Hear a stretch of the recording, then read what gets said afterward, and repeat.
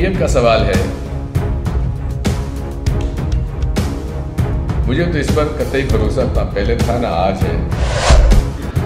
जो fake news डालता है उसको जेल नहीं होती, लेकिन जो फेक न्यूज़ को सही बताता है और न्यूज़ बताता है उसके जुबैर को जेल भेज दिया जाता है।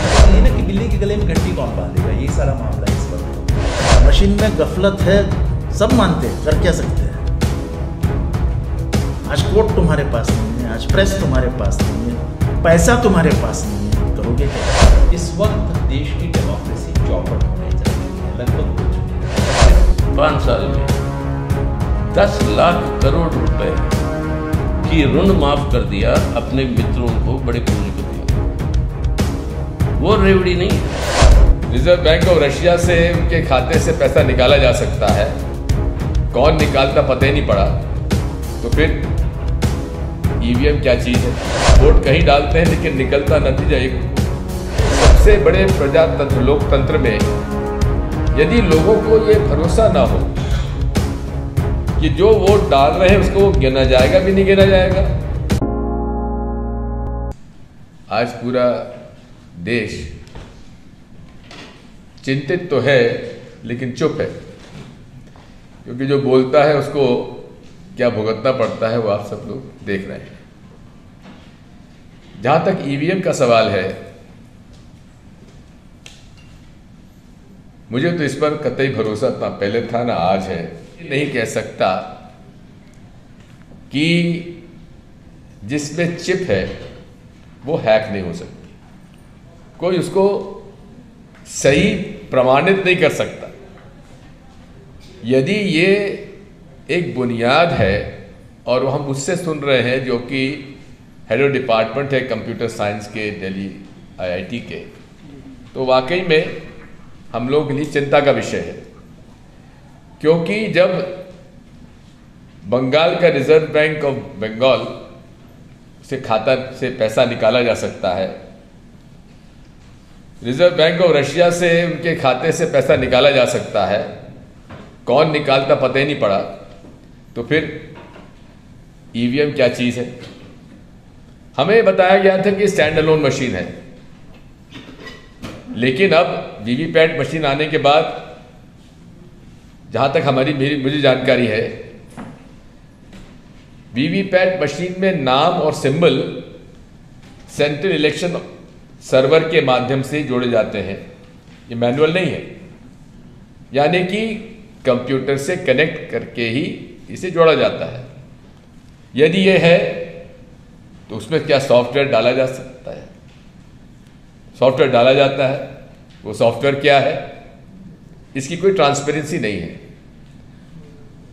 दूसरी बात यह है कि कहा गया था साहब इन सारी ईवीएम मशीन्स में 1 टाइम प्रोग्रामेबल चिप है।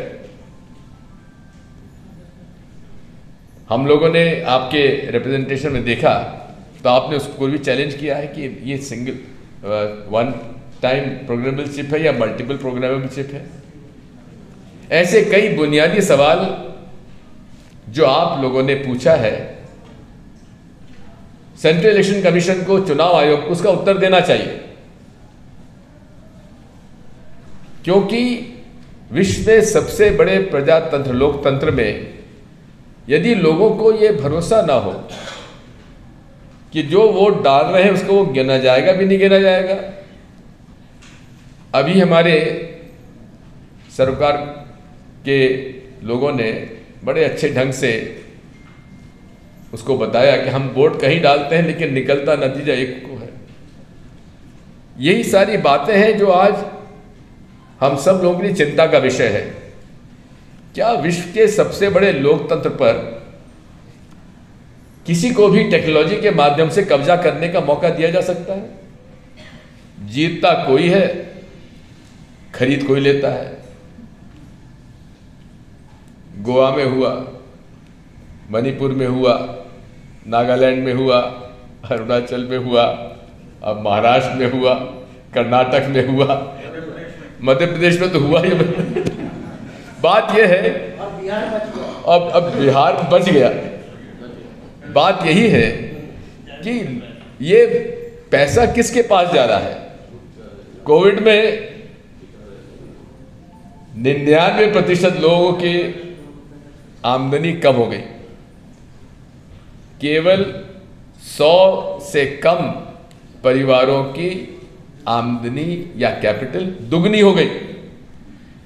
गरीब गरीब हो गया, अमीर अमीर हो गया। मीडिया भी अब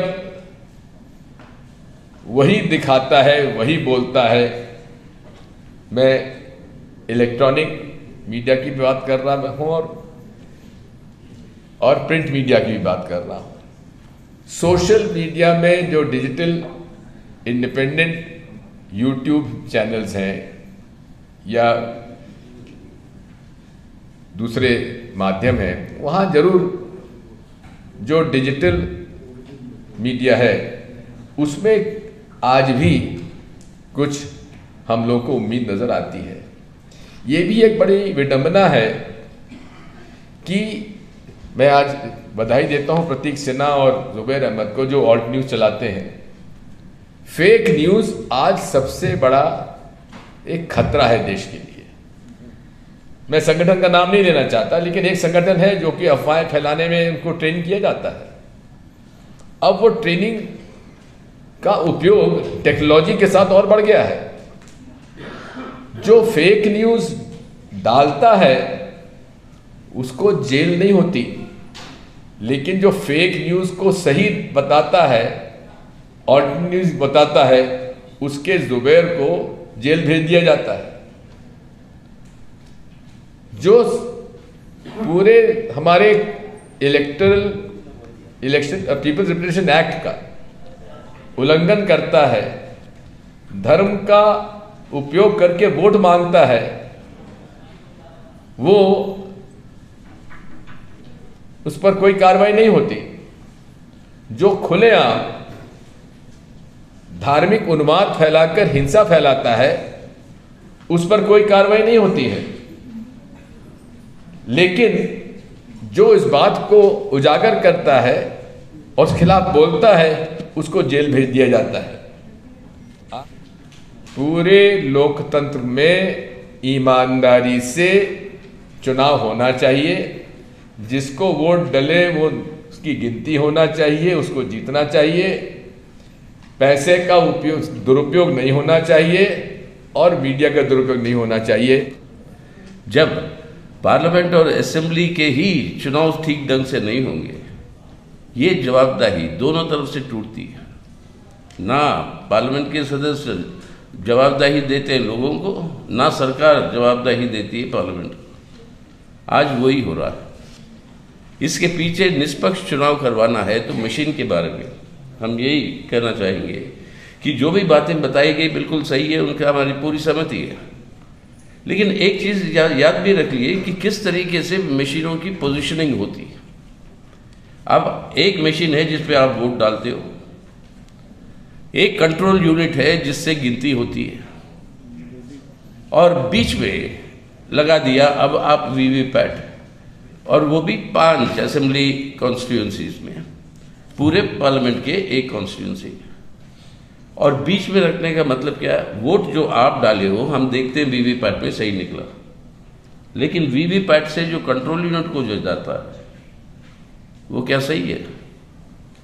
हमने सुप्रीम कोर्ट के सामने आग्रह किया कि इस पोजीशन को बदलो, आप एटलीस्ट इतना तो करिए कि वीवीपैट हो आपके कंट्रोल यूनिट के बाद, ताकि हमें पता चले कि जिससे काउंटिंग होती है वहाँ से जो जारी है मैसेज वो सही है।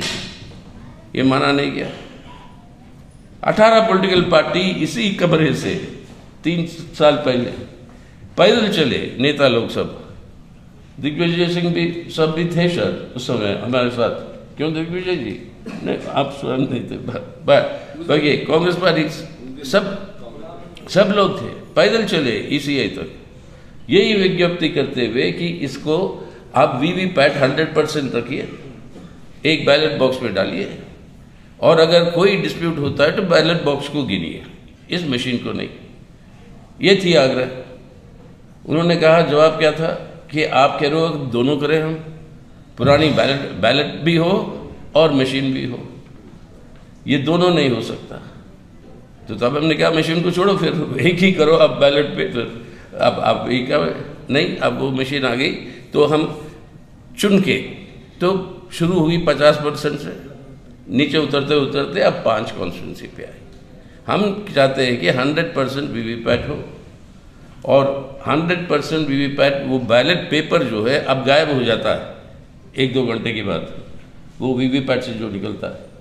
अब ऐसी टेक्नोलॉजी नहीं जो रहे, जैसे पुराने ज़माने में अब कानून जो बताता है कि ये डिस्प्यूट जब तक अगर है, कोर्ट कचहरी से जब तक वो डिस्प्यूट रिजॉल्व नहीं होती है, कभी कभी 5 साल लग जाते हैं, तब तक ये रिकॉर्ड्स को जिंदा रखना। अब रेवड़ी की कल्चर, एक उदाहरण देता हूँ आपको, टाइम है ना, 7 मिनट तो हुए नहीं। एक रेवड़ी की परिभाषा शुरू कर दी प्रधानमंत्री महोदय ने। अब बताइए, पिछले 5 साल में 10 लाख करोड़ रुपए की ऋण माफ कर दिया अपने मित्रों को, बड़े पूंजीपतियों को। वो रेवड़ी नहीं है, वो फ्रीबीज नहीं है। अगर भूखा मर रहा है कोई, उसको खाना खिलाओ आप, उसके लिए कोई स्कीम लगाओ आप, तो वो कहते हैं ये फ्रीबी है। लूट मची हुई है आज देश में, जिस तरीके से निजीकरण हो रहा है, सब कुछ हो रहा है। मशीन में गफलत है, सब मानते हैं, कर क्या सकते हैं। आज कोर्ट तुम्हारे पास नहीं है, आज प्रेस तुम्हारे पास नहीं है, पैसा तुम्हारे पास नहीं है, करोगे क्या? जो करेगी जनता करेगी। और जनता के पास जाने के लिए इस वक्त हमारे पास चेहरा नहीं है, मान लो ना इस बात को। 77 की लड़ाई कुछ और थी, जब इंदिरा गांधी जी के सामने जयप्रकाश नारायण जी का चेहरा अपने आप खड़ा हो गया। लोगों में गुस्सा था, ये नहीं था कि जयप्रकाश नारायण जी को सभी जानते थे, लेकिन लोगों में जो गुस्सा था वो एक आंदोलन में परिवर्तित हुआ, और फिर जाके बदलाव आया। प्रिंट मीडिया खत्म होने को आई है, आधे पेपर बंद होने वाले हैं। कौन से मीडिया की बात कर रहे हैं आप? आने वाले दिनों में लोग, मैं आज का वक्त बताता हूं कि लोग पेपर पढ़ते ही नहीं है। सुबह उठे, घुमा लिया अपना गूगल, क्या जो भी है, ट्विटर, दुनिया समझ में आ गई, काम पे चल गए। इस वक्त देश की डेमोक्रेसी चौपट होने जा रही है, लगभग हो चुकी है। और इस वक्त एक पॉलिटिकल पार्टी का एक ही काम हो सकता है, सबसे बड़ा काम है किसी भी तरह अपने अस्तित्व को भी संकट में डाल के, अपनी जिंदगी को भी संकट में डाल के इस देश के लोकतंत्र को कैसे बचाया जाए। यही एकमात्र धर्म है पॉलिटिकल पार्टी का, सिटीजन का, हर व्यक्ति का। और याद रखिए कि हम 21वीं शताब्दी में हैं। 21st सेंचुरी में डेमोक्रेसी की हत्या करने का तरीका ये नहीं है कि कोई टेलीविजन पे आके या रेडियो पे आके बोलेगा कल से मार्शल लॉ डिक्लेयर हो गया है। नहीं, वो पुराने तरीके थे, बड़े क्रूड तरीके थे। आजकल हम बहुत सोफिस्टिकेटेड हो गए हैं। 21st सेंचुरी में जो भी अथॉरिटेरियन रिजीम होगा उसे इलेक्शन की जरूरत है। वो हमेशा इलेक्शन करवाएगा। पुतिन भी करवाता है इलेक्शन, एर्दोगन भी इलेक्शन करवाते हैं, राजपक्षे भी करवाते थे परसों तक। तो आज जो चैलेंज है वो एक नॉर्मल फंक्शनिंग डेमोक्रेसी को और बेहतर बनाने का चैलेंज नहीं है।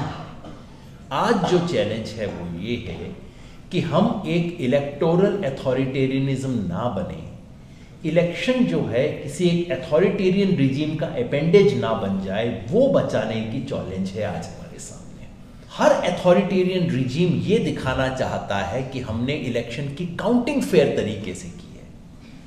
इलेक्शन की और किसी फेयरनेस से किसी को कोई मतलब नहीं होता।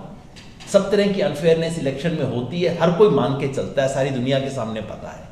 मगर काउंटिंग हम ठीक करते हैं, ये हर अथॉरिटेरियन रिजीम दुनिया को, हर डिक्टेटर दुनिया को बताना चाहता है कि हमने काउंटिंग बड़े ठीक तरीके से की थी साहब। इसलिए इस पे यदि सुप्रीम कोर्ट में, इलेक्शन कमीशन के सामने कायदे से प्रेशर डाला जाए तो इसमें कुछ गुंजाइश है कि कुछ बातों को स्वीकार कर लिया जाए। दिक्कत ये ना कि बिल्ली के गले में घंटी कौन बांधेगा, यही सारा मामला इस वक्त।